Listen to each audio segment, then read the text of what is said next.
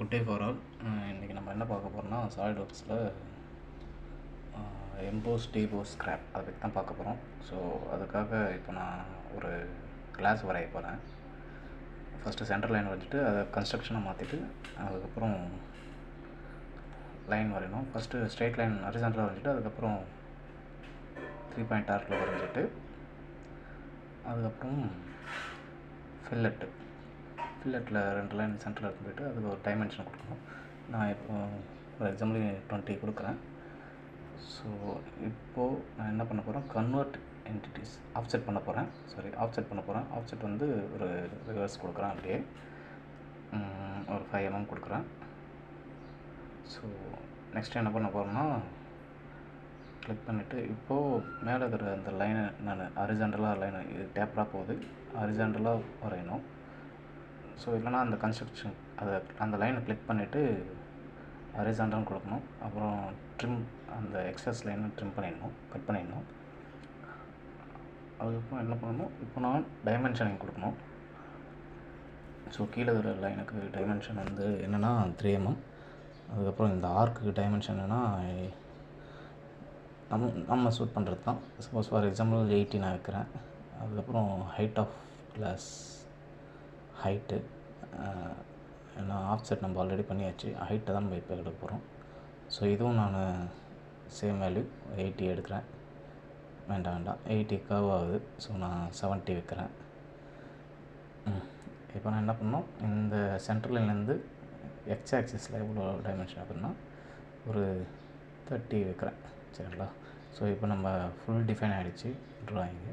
இப்போ நான் ஃப்யூச்சரில் போய்ட்டு ரிவால்வ் பண்ண போகிறோம். ரிவால்வ் பண்ணால் நம்மளுக்கு ஒரு கிளாஸ் கிடச்சிச்சு, ஒரு மண்பானையோ சம்திங், ஒரு கிளாஸ் அந்த காலத்தில் யூஸ் பண்ணது. இப்போ நான் பிளேன் சூஸ் பண்ணி வைக்கிறேன். பிளேனில் ஃப்ரண்ட் பிளேனு வரைஞ்சிட்டு அது ரெஃபரன்ஸ் ஜியோமெட்ரியில் போயிட்டு அனதர் செகண்ட் பிளேனாக எடுத்துகிட்டு அதை ஒரு டிஸ்டன்ஸ் ஒரு 50 mm தள்ளி வைக்கிறேன். இப்போ நான் இதில் வரையணும், இந்த ஸ்கெட்சில் வரையணும். ஸ்கெட்ச்னால் இப்போ நான் வரைஞ்ச பிளேனில் அதில் ஒரு ஸ்கெட்ச் எடுத்து அதில் வரையணும். அங்கே என்னென்னா நான் லெட்டர் தான் ரைட் பண்ண போகிறேன். இப்போது இதுக்குன்னா இது ரொம்ப நாள் ஆச்சு, நான் என்னோடய சேனல்லே எனக்கு மறந்து போச்சு. ஸோ அதை நான் எனக்கு ஞாபகத்துக்காக நான் சின்னதாக இது என்னோடய சேனல், இது கற்றது கற்பி என்னோடய சேனல் நேம். ஸோ அதை நான் வரைகிறேன். அது இல்லாத அதுக்கு ஒரு ஃபாண்ட் சைஸ் நம்ம க்ரியேட் பண்ணோம். ஏன்னா அது சூட்டபிள் சைஸ் நம்மளே செட் பண்ணுறது தான் அது.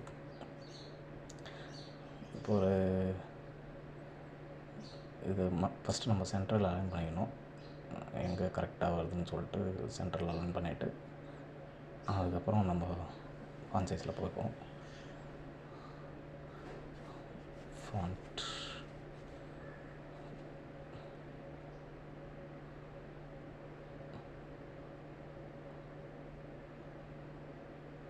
சேம் அதே பிளேனில் இன்னொரு ஸ்கெட்ச்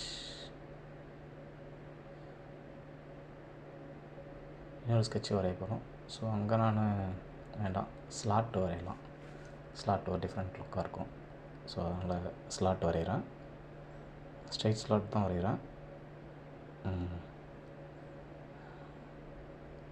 ஸ்ட்ரைட் ஸ்லாட் இது 2 பாயிண்ட் ஸ்லாட்டு. இப்போது இது வந்து ப்ளூ கலரில் இருக்குது. இதை நம்ம ஃபுல் அண்ட் ஃபுல் டைமென்ஷன் கொடுத்து பிளாக் கலராக மாற்றணும். அதான் ஃபுல்லி டிஃபைன்டு. ஸோ அதை நம்ம பண்ணி ஆகணும்.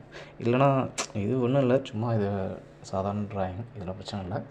பட் நம்ம ஏதாச்சும் ஒரு டிசைன் பண்ண போகிறோன்னா அந்த ட்ராயிங் நம்ம ஃபுல்லாக டிஃபைன் பண்ணால் தான் அது எங்கேயுமே நகராது. இல்லைனா நம்ம நிறைய அசம்பிள் பண்ணும்போது, இப்போ இது ஒரே ஒரு சின்ன பார்ட்டு பிரச்சனை இல்லை, இது நிறைய அசம்பிள் பண்ணும்போது நிறைய டிஃப்ரெண்ட் பார்ட் வரும்போது கண்டிப்பாக அது கொலாப்ஸ் ஆகும். ஸோ அதுக்காக தான் ஃபுல்லி டிஃபைன் பண்ணுவாங்க. ஸோ எங்கே என்ன டைமென்ஷன் எல்லா டைமென்ஷன் கொடுத்துட்டா ஓகே, அது எங்கேயும் போகிறது வாய்ப்பு இல்லை. நீங்கள் என்ன டைமென்ஷன் நீங்கள் கொடுத்தீங்களோ அது அதே டைமென்ஷன் தான் அது இருக்கும். சரிங்களா? ஸோ இப்போ நம்ம ஒய் ஆக்சிஸில் டைமென்ஷன் கொடுத்துட்டோம், பட் எக்ஸ் ஆக்சிஸில் டைமென்ஷன் பண்ணணும்.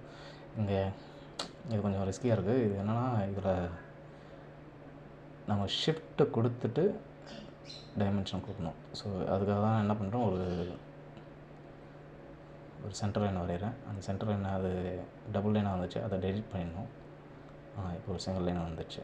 இப்போ என்ன பண்ணணும்னா இது சென்டர் லைன் கிளிக் பண்ணிவிட்டு அதுக்கப்புறம் ப்ளஸ் ஷிஃப்ட் கிளிக் பண்ணிவிட்டு இந்த கார்னர் எடுத்தால் தான் அது எக்ஸாக்டாக அந்த பாயிண்ட்டை கொடுக்கும்.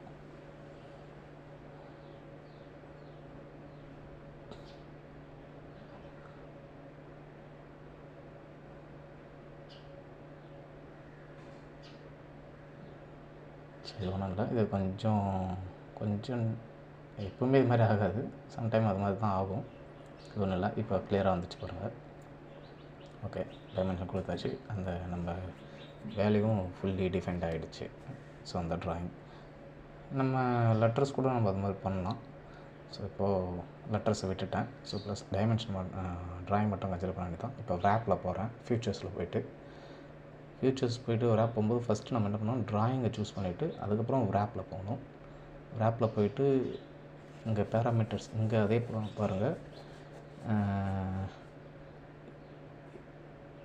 இப்போ இதை சூஸ் பண்ணும்போது இதை ஸ்கெட்சு சூஸ் பண்ணணும். செகண்ட் வந்து இங்கே வந்து எந்த ஃபேஸில் போயிட்டு நீங்கள் ரேப் பண்ண போகிறீங்க, அது மாதிரி அந்த ஃபேஸை சூஸ் பண்ணணும். ரேப்னால் ஒன்றும் நல்லா ஸ்டிக் பண்ணுறோம், ஒரு எடுத்துகிட்டு போயிட்டு அதில் ஒட்டுறோம். சரிங்களா? இப்போ பாருங்கள், இது வந்து எம்போஸ். சரிங்களா? எம்போஸ்னால் நம்ம என்ன ரைட் பண்ணமோ அது அப்படியே அந்த ப்ரொஃபைல்லேருந்து வெளியே ப்ரொஜெக்ட் ஆகிருக்கும். ஸோ அதுதான் இது. ஸோ இதுலேயே 3 டைப்ஸ் இருக்குது. இப்போ டீபோஸ் நான் பண்ணுறேன். டீபோஸ்னால் இன்னரில் போயிருக்கோம், அதை அப்படியே கட் எடுத்துருக்கோம். சரிங்களா? ஓகேங்களா? இது அதே அகைன் ரேப் போயிட்டு இது வந்து ஸ்க்ராப்னால் ஜஸ்ட்டு ஒரு லெட்டர் மாதிரி எழுதி இருக்குமே தவிர அதில் ஒரு டெப்த்து கட்டு இல்லை, அவுட் சைடும் ப்ரொஜெக்டாக இருக்காது, ஜஸ்ட்டு விசிபிள் ஆகும், அவ்வளோதான். தெரியுதுங்களா? இங்கே பாருங்கள், நான் கிட்ட எடுத்துகிட்டு போனால் தெரியும் பாருங்கள். அந்த ப்ரொஃபைலில் கிளிக் பண்ணணும், அந்த ஃபேஸை கிளிக் பண்ணால் அது விசிபிள் ஆகும். இப்போ கிளியராக தெரியுதுங்க. ஓகேங்களா? அவ்வளோதான். ஸோ இது எதில் வரும்னா ஜஸ்ட்டு இந்த நார்மலாக நீங்கள் பேப்பர் கப்பு இல்லை டீ கப்பு அது மாதிரிலாம் பண்ணும்போது இது நல்லா டிசைன் பண்ணலாம். இது பார்க்கறதுக்கு கொஞ்சம் நல்லாயிருக்கு.